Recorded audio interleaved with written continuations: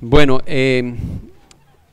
una de las bendiciones que hemos tenido este año es poder ver a varios de los hermanos de nuestra iglesia aquí predicando, y no les hemos animado a que oren por ellos. Seguramente algunos lo han hecho. Hay 4 o 5 de ellos, o quizás no voy a mencionarlos porque de pronto olvido alguno de ellos, pero ustedes les han visto aquí predicando los domingos y los miércoles, y estamos empujando ese ministerio y ayudándolos a ellos a descubrir sus dones y trabajando con ellos para que ellos pongan al servicio del Señor lo que el Señor les ha enseñado y les ha dado. Así que hoy quiero presentarles también a Héctor, si no lo conocen, y decirle que él es uno de esos hermanos con los cuales estamos trabajando y sirviendo al Señor, y él esta mañana nos va a traer el mensaje del Señor. Oremos por ellos y mantengamos siempre en oración a estas personas que están haciendo este trabajo. Héctor, bienvenido, hermano.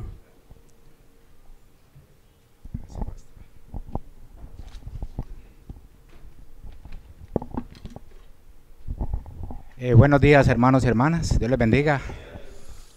Vamos a pasar al tiempo de la enseñanza, y hoy temprano en el primer servicio estaba yo allá atrás mientras se hacía todo lo que el pastor Jonathan nos compartía, la alabanza, y hubo una revelación muy profunda en la que el pastor Jonathan decía que ayer tembló. Y fue una revelación profunda porque ayer estaba yo con mi esposa compartiendo la enseñanza y ella me dice: amor, está temblando. Y digo: no, debe ser un camión que pasó. Y entonces por revelación sí era verdad, amor, que... Y ahora, ¿cuál es la idea, el mensaje? Que hay que escuchar las esposas. Y ahora el pastor Alfredo Olví lo dijo acá en la reunión de parejas: escuchen las esposas. Que vamos de revelación en revelación. Entrando a este tema del patrón del pecado, o rompiendo los patrones del pecado, ha sido personalmente de gran bendición entender este patrón. Y me acordaba yo del primer salario que recibí de mi trabajo. Todavía era un niño, ¿no? No crean que he trabajado tenía como unos 7, 8 años, y yo me iba a la oficina de mi papá a ayudarle en vacaciones, y él era el contador pagador de una empresa, y en ese tiempo no había que sistema, que computador, nada de eso, era una calculadora y papeles. Entonces a mí me tocaba ayudarle a organizar esas tarjetas de los trabajadores, y ese fue mi trabajo un día. Me dijo: necesito que esta semana me organice todas estas tarjetas. Ese fue mi trabajo. Y eran muchos, eran como casi 800 trabajadores que tenía esa empresa. Y empiezo yo, o sea, que tenía que hacer como unos 150 diarios, organizarlas. Para un niño, pues, organizarlas en orden alfabético. Y cuando terminó la semana le digo: papá, ya terminé. Me dice: bueno, siéntese ahí, espéreme un ratico. Pensé que me iba a dar una gaseosita, un Bimbo, una tortica. Y me dice la secretaria: venga, Pedrito, yo me llamo Héctor, pero no que me decían Pedrito por mi papá, que llamaba Pedro. Pase allá. Y cuando paso me dan un sobre, y yo digo: ve, ¿y un sobre por qué? Y cuando abro el sobre veo una cantidad de dinero que en mi vida había visto. Era el pago, el salario de esa semana. Y me pagaron como si fuera un trabajador a la semana, y pagaban muy bien en esa empresa. Yo me sentí multimillonario, y yo dije: bueno, voy a comprar las tiendas de por la casa y me como todo eso, ese surtido que hay ahí. Entonces me acordé de ese primer salario, y creo que todos hemos tenido el primer día de pago, y nos llenamos de gozo cuando termina nuestra labor en la semana o la quincena y nos dan un salario, ¿cierto? Y me acordaba preparando esta enseñanza de ese salario. Pero para entender este tema que estamos viendo de rompiendo los patrones del pecado, debemos entender un poco qué es el pecado, qué significará pecado. Sí, es que yo sé que mentir es pecado, pero ¿qué significa pecado? No. Entonces el pecado tiene como tal 2 significados. El primero habla de errar el blanco, ¿sí? Errar al blanco, o sea, tratar de pegarle algo. Me doy cuenta que cuando juegan con las flechitas y no le da, no atina. Y el segundo tiene que ver con traspasar una línea prohibida. Ese es, me paso. Hay una línea que me dicen no pase y yo digo y lo paso. Eso es pecar en su significado más. ¿Y este pecado dónde se originó? Este pecado se originó en el cielo. Y vamos a leer Ezequiel, el libro de Ezequiel. Ezequiel está en la Biblia. Yo casi nunca he visto estudios de Ezequiel. Y está ahí, en la palabra. Ezequiel capítulo 28, versículo 12. Y dice, si alguien no tiene Biblia, no sé si ya quedan para... Ezequiel capítulo 28, versículo 12, dice, hijo de hombre, levanta andecha sobre el rey de Tiro y dile, así ha dicho Jehová el Señor, tú eras el sello de la perfección, lleno de sabiduría y acabado de hermosura. En Edén, en el huerto de Dios estuviste, de toda piedra preciosa era tu vestidura, de cornerina, topacio, jaspe, crisólito, berilo y ónice, de zafiro, carbunclo, esmeralda y oro. Los primores de tus tamboriles y flautas estuvieron preparados para ti en el día de tu creación. Tú, querubín grande, protector, yo te puse en el santo monte de Dios. Allí estuviste, en medio de las piedras de fuego te paseabas. Perfecto eras en todos tus caminos, el día que fuiste creado, hasta que se halló en ti maldad. Esa palabra y maldad es iniquidad, injusticia. Imagínense, este ser creado, un querubín precioso, al lado de Dios, y es examinado y es hallado en iniquidad.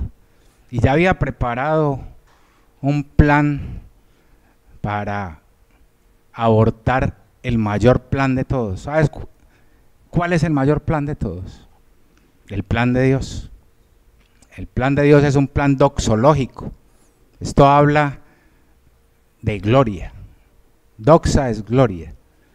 Y habla de que Dios creó todo para su gloria. Ese es el plan. No hay otro plan. Dios no tiene plan B, C, D. No hay sino uno. Y es ese. De que todo es de Él y todo le da la gloria a Él. Entonces, este querubín protector dijo, no, voy a abortar ese plan. Que esa palabra ahí mal también, la raíz etimológica habla de distorsionar. Entonces él dijo, voy a distorsionar el plan de Dios. Me rebelo a ese plan. Así entró el pecado en el universo. De ahí sale, ese es el origen del pecado. Y Dios crea los cielos, la tierra, y de la da orden, dice que la tierra estaba desordenada y vacía, la ordena, coloca al hombre ahí, en ese plan único de gloria, y aparece este ser a distorsionar el plan en la tierra. Y le dice a la mujer, con que Dios te ha dicho, a distorsionar el mensaje de Dios. Con que Dios te ha dicho eso, no, eso no es verdad. Y la mujer dice, ve, entonces me paso para este lado. Se pasó la línea. Y se pasa la línea, peca, porque eso fue lo que hizo, y aparece Adán, ¿qué pasó? No, venga, pásese para este lado también.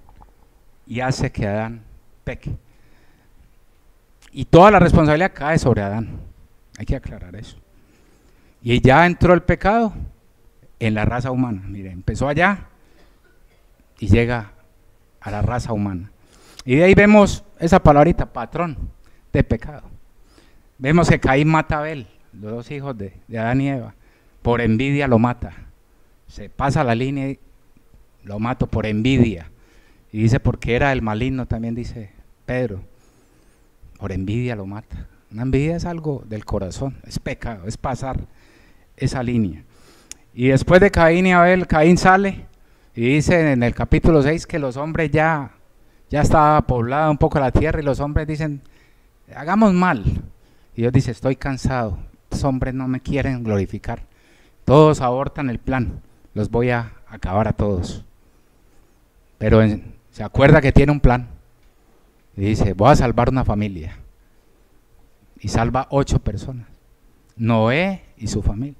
Noé, la esposa, con los 3 hijos, Sem, Cam y Jafet, y sus esposas.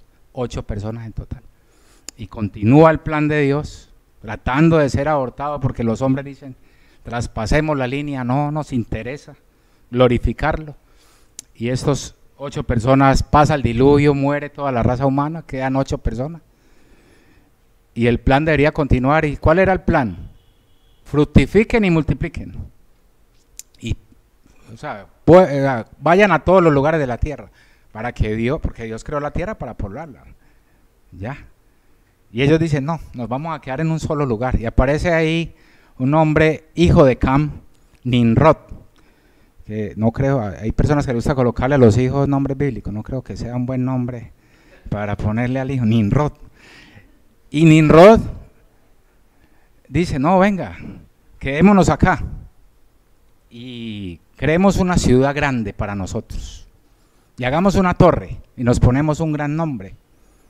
Sí, eso es lo que vamos a hacer. No vamos a ir que a poblar y no, vamos a quedar aquí todos junticos. Y Dios dice, no van a desistir de ese plan. Entonces, como todos hablaban una sola lengua, dice el Señor, descendamos y confundámoslo. Y ahí aparecen que no se podían comunicar porque todos hablaban una lengua diferente. Entonces la única manera de separarlos fue eso, para que fueran a hacer lo que Dios había mandado hacer, poblar la tierra, morar en la tierra y fructificar y multiplicar, y Dios recibir ese plan, esa gloria. Así es esparcido el hombre por toda la tierra, y aparece en escena un hombre que Dios lo llama de una tierra pagana, de Ur de los Caldeos, lo que hoy es Irak. Abraham es llamado y Dios le dice, de ti haré una descendencia para mí, que sea luz para las naciones, que me den gloria. ¿Ya? Y Abraham aparece y sale de su tierra, dice que sin saber a dónde iba, sale de su tierra, de su parentela, con su familia, y empieza en un viaje y encuentra una tierra que destruye. ¿Cómo sería que Dios dice ya no más también? Ya se acabó la maldad. Sodoma y Gomorra.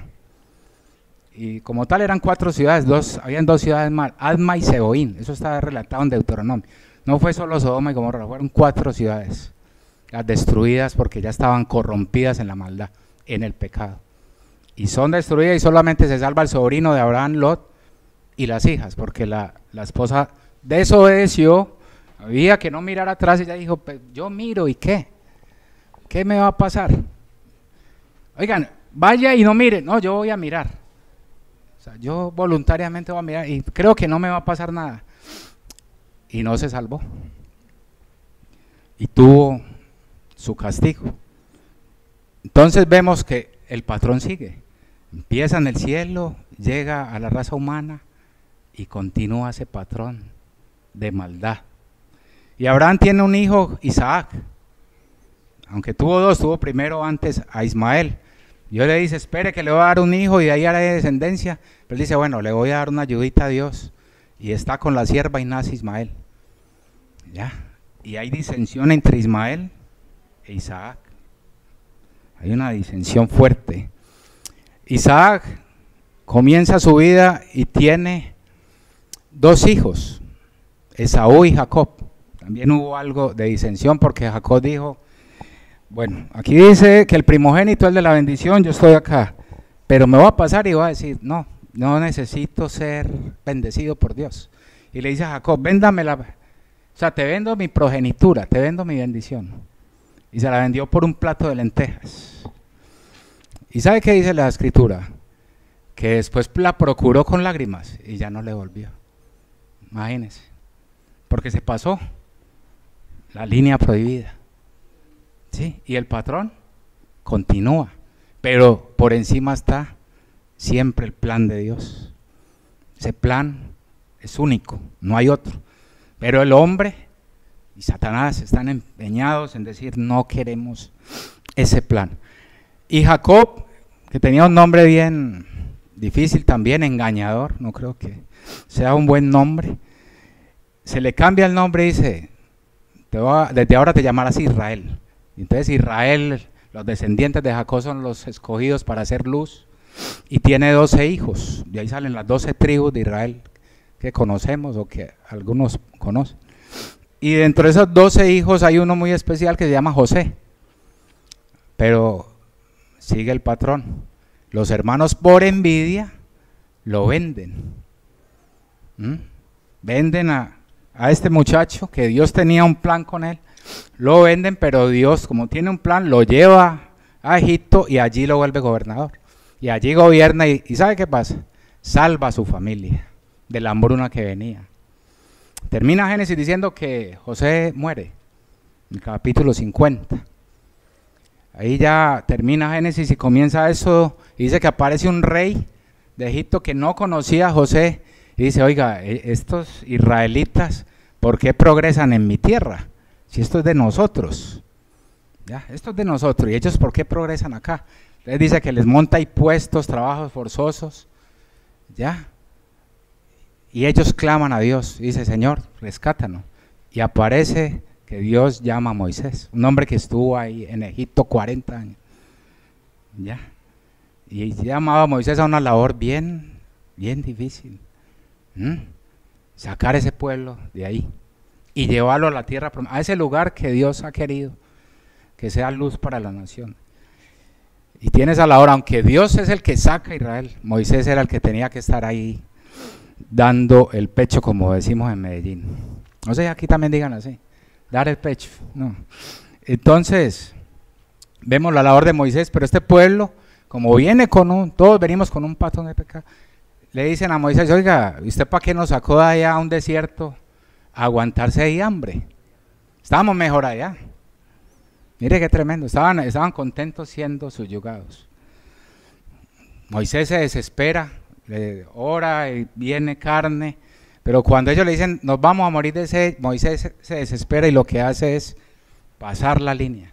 Dios le dice, háblale a la roca y ella dará agua. Y él lo que hace es, la golpeó.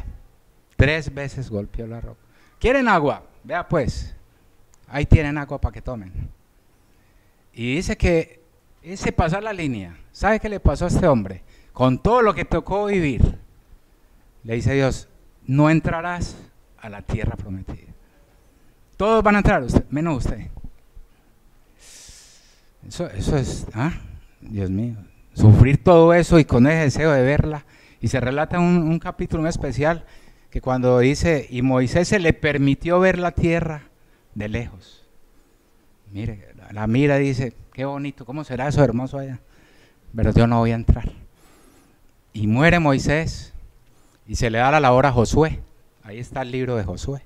Es el encargado de llevar el pueblo a esa tierra prometida con mucha guerra. Eso fue a capa y espada.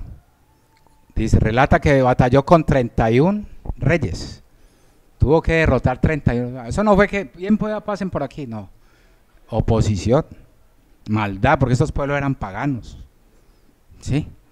Y llegamos al libro de Jueces. El patrón, ahí está. Siempre ha estado ahí.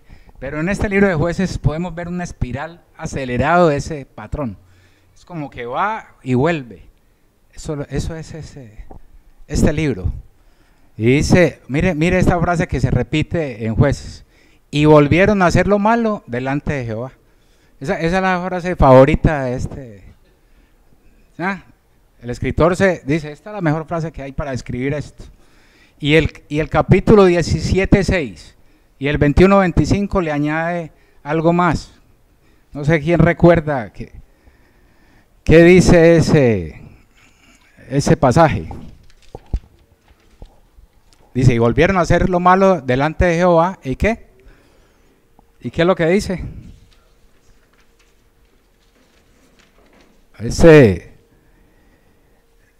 Vamos a leerlo porque es importante. Ahí en Jueces, vamos a Jueces 17:6.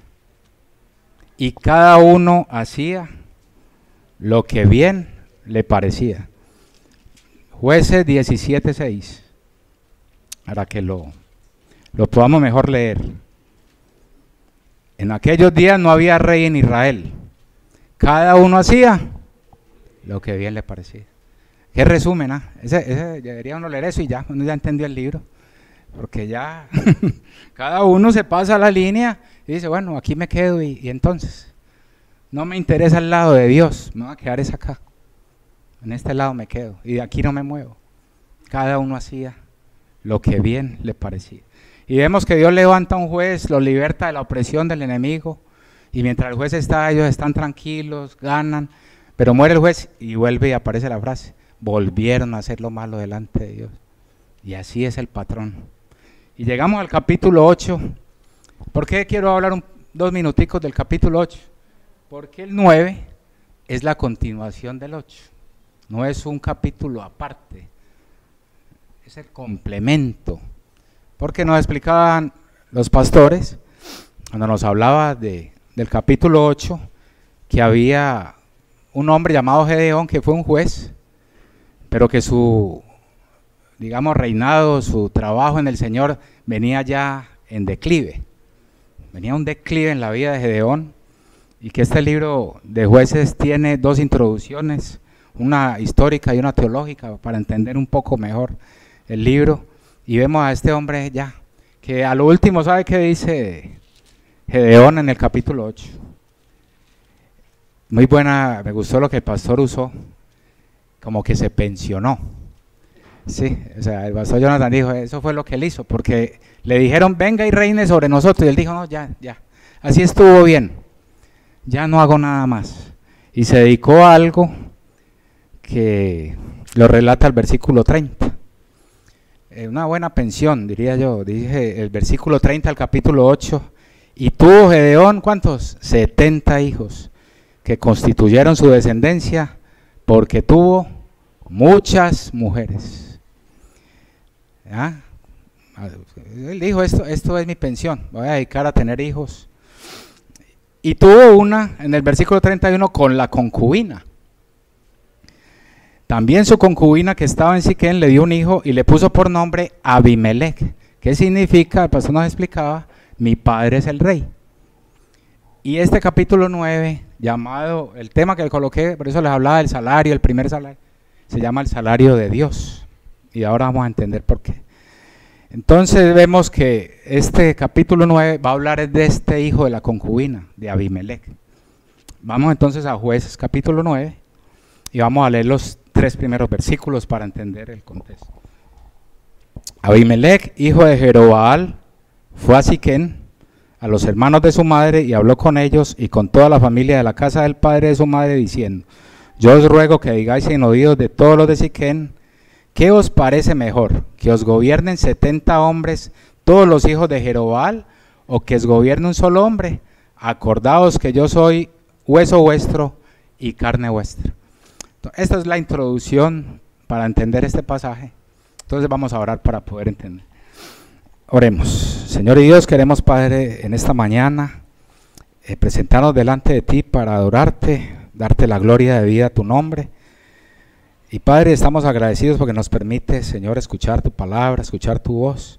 Te pedimos que con ella nos instruya, nos corrijas y que bendiga nuestra mente con ella, Señor, porque dependemos de ti, Padre, que podamos obedecer la Escritura y no ser solo oidores de ella, Padre.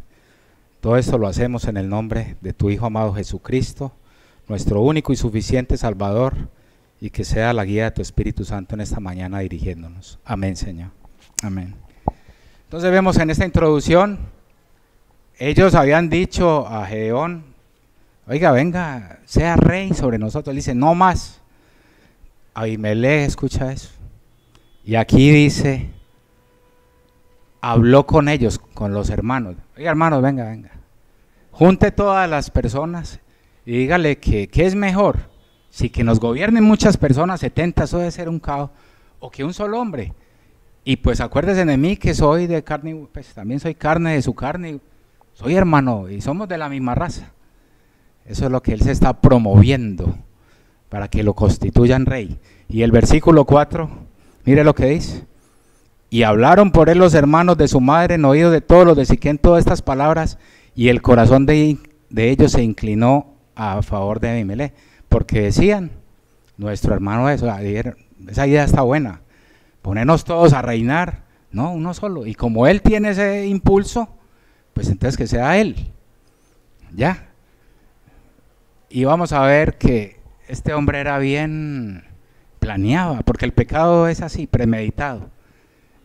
El pecado no es que uno ve, hombre, la embarré, no, eso es premeditado. Y vamos a ver en el versículo 5 lo que él hace. Este hombre Abimelech, 5 y 6. Y viniendo a la casa de su padre, mejor el 4 para que sea más claro. Y le dieron 70 ciclos de plata del templo de Baal-Berit, con los cuales Abimelech alquiló hombres ociosos y vagabundos que le siguieron. Y viniendo a la casa de su padre en Ofra, mire lo que hizo con estos hombres ociosos y vagabundos. Mató a sus hermanos. Mire, oiga, mató a sus hermanos, los hijos de Gedeón. Ahí se usa Jerobal, pero recordemos que en el 8 dice que Jerobal es Gedeón. 70 varones sobre una misma piedra, pero se voló uno, Jotán, el menor. Se voló, se escondió y se logró librar de ese homicidio múltiple. Entonces mire el corazón de este hombre. Primero les dice, colóquenme como rey. Y cuando lo colocan como rey, le dan un dinero de un templo satánico, porque eso estaba corrompido, y va y alquila lo peor, los vagabundos y los ociosos, y tiene en ese plan, con ellos, va y mata a sus hermanos, los mata a todos, y queda uno vivo. Tremendo corazón el de este hombre, ¿eh? Matar a sus hermanos. Dijo, estos son peligros porque de pronto alguno se me subleva y me quita el trono. Entonces de una vez cortemos eso. Y logra supuestamente salir adelante, porque dice ahí en el 6, entonces se juntaron todos los de Siquem por toda la casa de Milo y fueron y eligieron a Abimelech por rey. Aparentemente se logró la meta. Mato a mis hermanos, me eligen por rey, ahora sí soy yo el que gobierno todo. Pero es extraño que siempre que Dios, o en todos los capítulos, Dios era el que decía, y Dios levantó a tal como juez. Y aquí no vemos que Dios levantó a nadie. Él mismo fue el que se levantó. Ya, él mismo fue el que dijo, yo. Dios no nunca dijo, venga usted Abimelech, reine o sea juez. Por eso ni siquiera estaba en el listado de los jueces, porque ni siquiera era un juez. Y vamos a ver que tampoco era rey. Ya, tampoco era rey. Y vemos que aparece este Jotán, hijo menor, y da, esto es lo que llama la parábola de Jotán, así se le llama a este, desde el versículo 7 al versículo 15, hay una parábola. Jotán, cuando ve que todo esto sucede, lo vuelven rey, dice que se para al otro lado del monte y grita algo, en el versículo 7. Y alzando su voz clamó y le dijo, oídme varones de Siquem, y así os oiga Dios. Eso es lo que dice ahí en el versículo 7. Y él da la idea de esta parábola, que es larga, vamos a entenderla con el primer versículo. Fueron una vez los árboles a elegir rey sobre sí, y dijeron al olivo, reina sobre nosotros. Mas el olivo respondió, he de dejar mi aceite, con el cual en mí se honra a Dios y a los hombres, para ir a ser grande sobre los árboles. Ahí lo que está diciendo, muchos intérpretes dicen que ahí está hablando de Gedeón. Que a Gedeón recordemos que fueron y dijeron, oiga, sea nuestro rey. Él dijo, no, ya no quiero.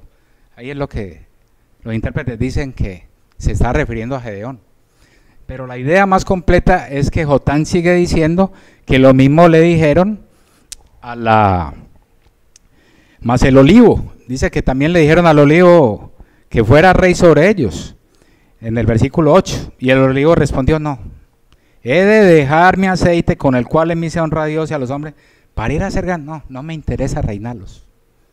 Sí. Y después, ¿qué aparece? La higuera. Le dicen a la higuera, oiga, venga, reine sobre nosotros.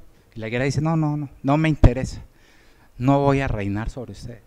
Y por último, ahí está lo que debemos entender, que en el 14 no quedó sino decirle que a la zarza, Sí, la zarza era, de todos eso era lo menos, una zarza no puede dar ni sombra, no da ni fruto, es un matorral, ya, es un matorral. Entonces ellos dicen, bueno, ningún árbol, ni el olivo, nada.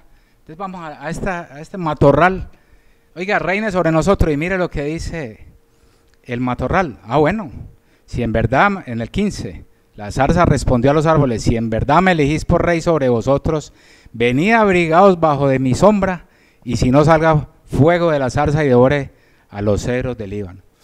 Ya, eso es algo tremendo. O sea. Y Jotán da esta parábola y dice, y voy a dar la interpretación de ella.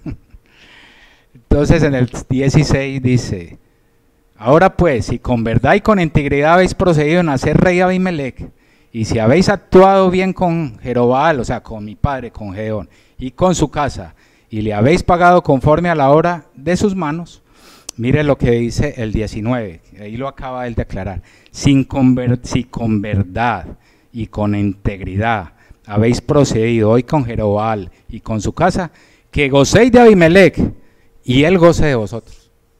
O sea, si ustedes hicieron algo justo, íntegro, les va a ir bien con Abimelech como rey. Esa fue la... Y si no,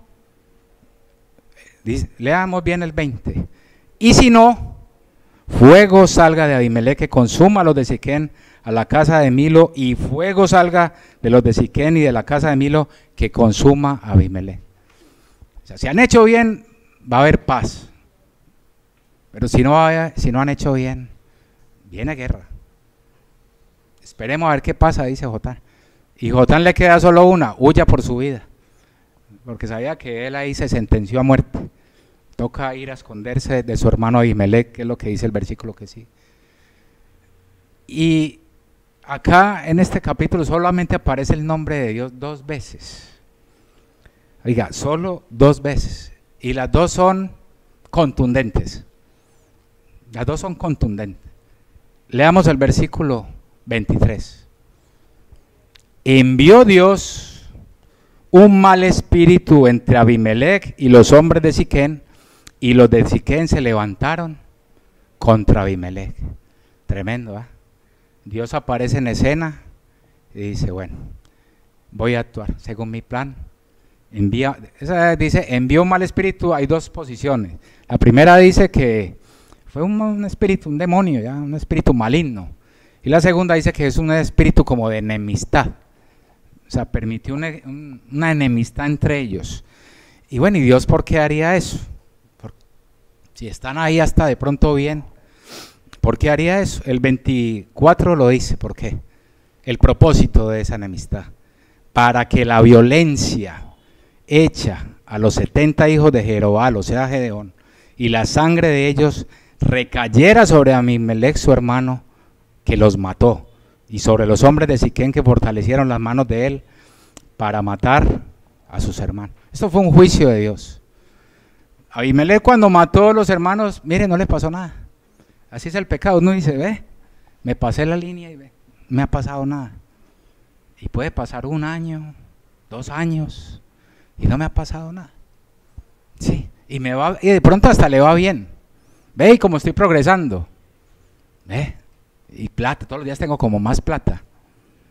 Sí, todos los días ve, eso está como bueno, esto de estar pasando la línea. O de pronto hasta vivir en esa línea, del otro lado, es beneficioso en muchas áreas. Ya nadie lo molesta, no tiene conflictos. Y vemos que Dios envió ese mal espíritu, esa enemistad, para pagar. Ahora vamos a ver esa parte. Y ya hay un relato muy largo, en el cual vemos que hay una guerra entre Abimelech y los de Siquén. Se levanta esa guerra, le dicen a Abimelech, vea, se van a sublevar contra usted, vienen a matarlo, y él se adelanta, se va, y empieza una guerra. Mire, eran buenos amigos, y miren lo que terminó, en una guerra entre ellos. Y ese relato de esa guerra termina cuando Abimelech está en la puerta de la ciudad. Él ya viene acabando con los de Siquén y ya están toda la puerta para ir a prenderle fuego a todo eso. Y vamos a ver en el versículo 53, que una mujer, mire qué tremendo, dice, mas una mujer dejó caer un pedazo de una rueda de molino sobre la cabeza de Abimelech y le rompió el cráneo. O sea, no le dejó caer el molino, porque ella no era capaz de alzar el molino. Un pedazo. Y con eso fue suficiente para partirle el cráneo. Y él, siendo un rey, dice, esto lo arrojó fue una mujer, y le dice al guardaespaldas, máteme, porque es vergonzoso que digan que a un rey lo mató una mujer. Eso era vergonzoso. Pero tenemos que entender que él no fue rey, porque hay un versículo donde dice que Abimelech dominaba sobre ellos. No dice reinó, porque un rey estás para cuidar, proteger. Y él lo que hizo fue dominar. Un rey no es llamado, pero como él no era rey, él no conocía que era eso. Entonces, después de que llama al escudero y le dice, mátame, los israelitas lo ven y dicen, ve, se acabó la guerra ya. Ahí está en el 55. Cuando los israelitas vieron muerto a Abimelech, se fueron cada uno a su casa. Ya, se acabó la guerra, mire qué tremendo. Y hermanos, llegamos a la idea de este pasaje. Está en el final. Y me gustaría que subrayen esas 5 palabritas del versículo 56, porque ahí está la idea de esto. Ahí está la idea de esto. Así pagó Dios.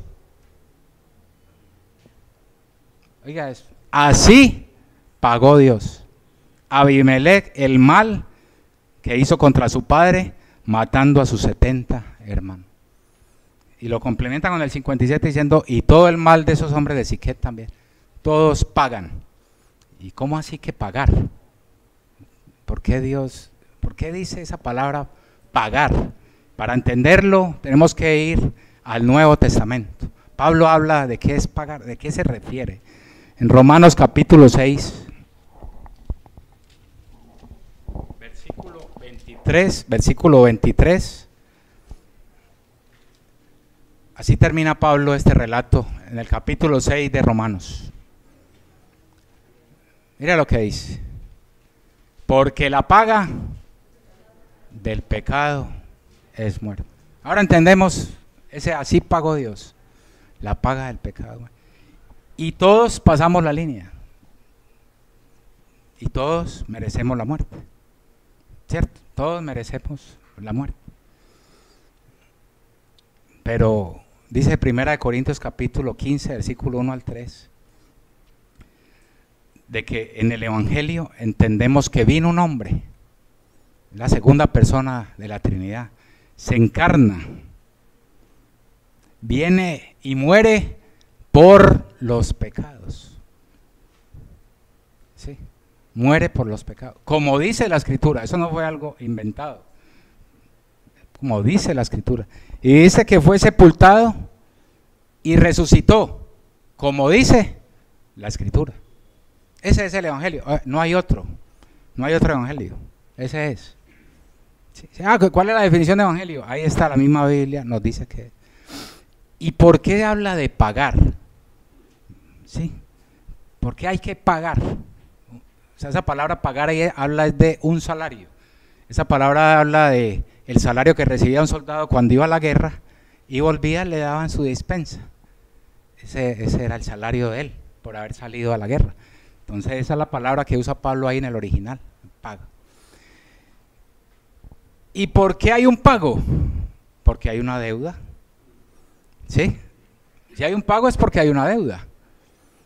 Y por eso en Mateo 6, versículo 12 dice, cuando el Señor enseña a orar, dice, perdona, cuando oren digan, perdónanos nuestras deudas, así como nosotros perdonamos a nuestros deudores.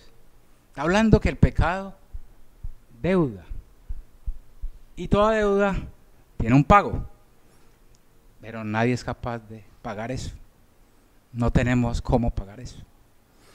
Y si leemos el capítulo 3, el versículo 23, ahí mismo de Romanos, esto nos va a dar una idea más completa de todo esto. Pablo ahonda mucho esto del pecado.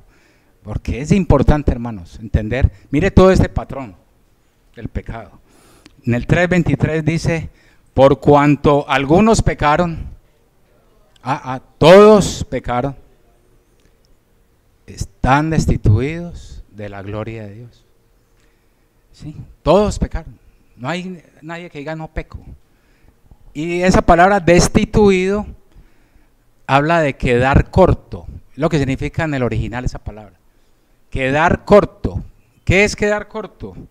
Que hay un abismo creado entre el hombre y Dios, y que el hombre, por lo mucho que se esfuerce, no va a poder saltar allá.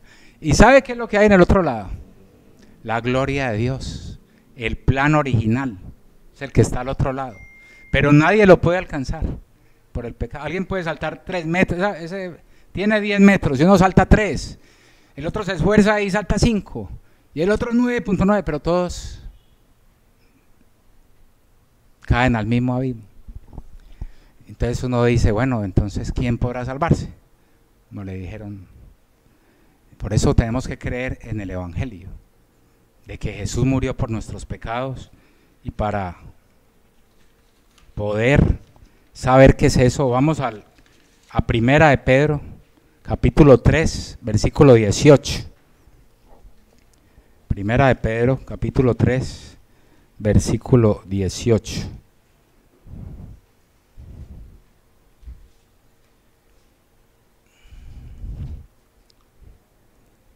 Porque también Cristo padeció una sola vez, ¿por qué?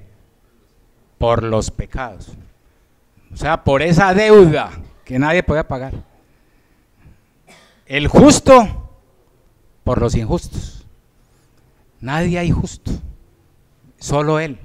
Por eso Él solo podía pagar esa deuda al Padre, para llevarnos a Dios, siendo la verdad muerto en la carne, pero vivificado en espíritu. Eso fue lo que el Señor vino a hacer, a morir por nuestros pecados, por esas deudas que nadie puede pagar. Y si leemos un poco más y nos metemos a lo que Pablo habla, vamos a Efesios 2, versículo 4 y 5. Dice, pero Dios, que es rico en misericordia por su gran amor con que nos amó, aún estando nosotros muertos, ¿en qué? En pecados. ¿Cómo está uno cuando está en pecado? Muerto. Sí, muertos en pecados.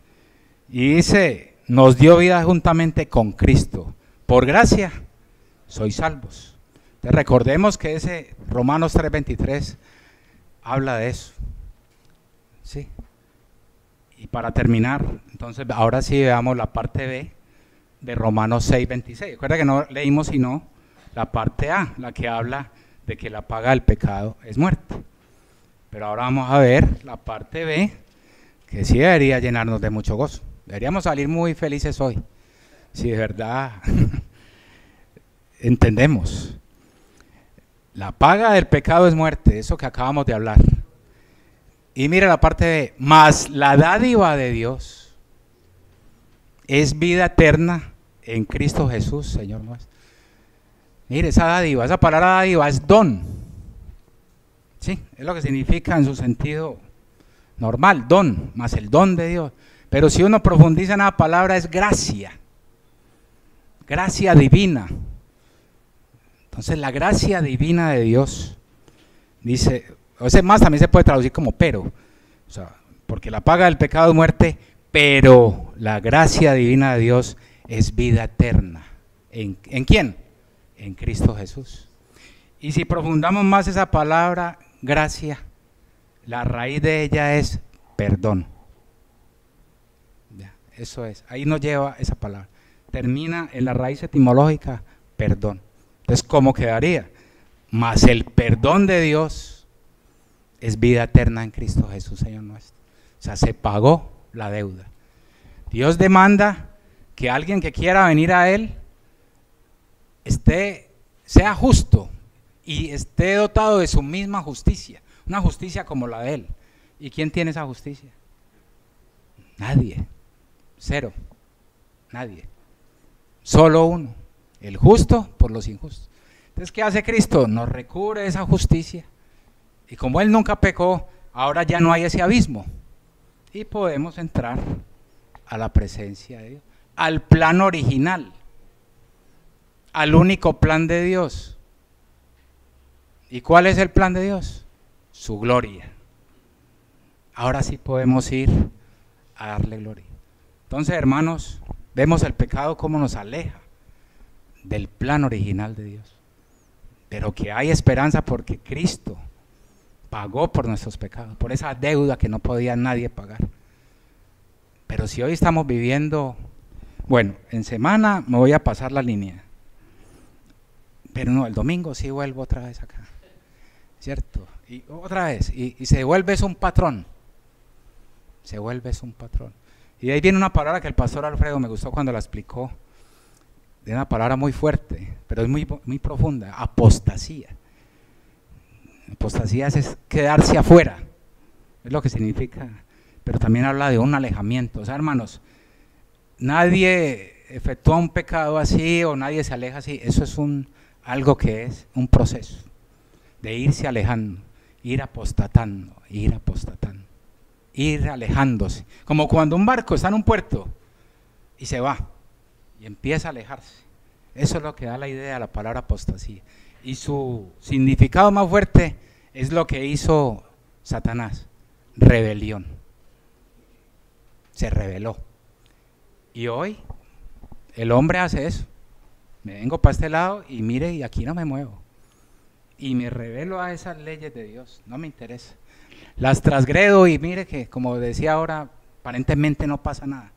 Pero vemos que como Abimelech reinó 3 años y iba triunfando y ganando las guerras, pero llegó un momento que dice, así pagó Dios, la muerte.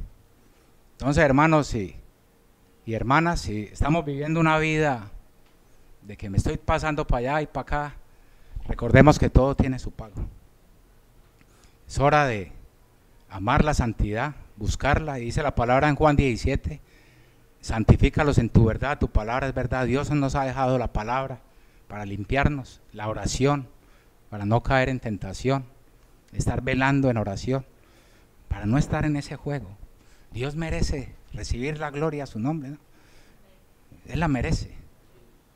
Entonces no estemos. Y si llevas 1 año, 2 años, 10, hasta 10 en la iglesia y escuchando la palabra y no has tomado la decisión, y de pronto has estado rebelde y dices, bueno, y aquí me muevo y el domingo voy y escucho para tranquilizar mi conciencia un poco, es un buen día para ponerse a cuenta de esa deuda, reconociendo que Cristo murió por tus pecados, que no hay otra manera, no existe otra, hermanos, hermanas y amigos.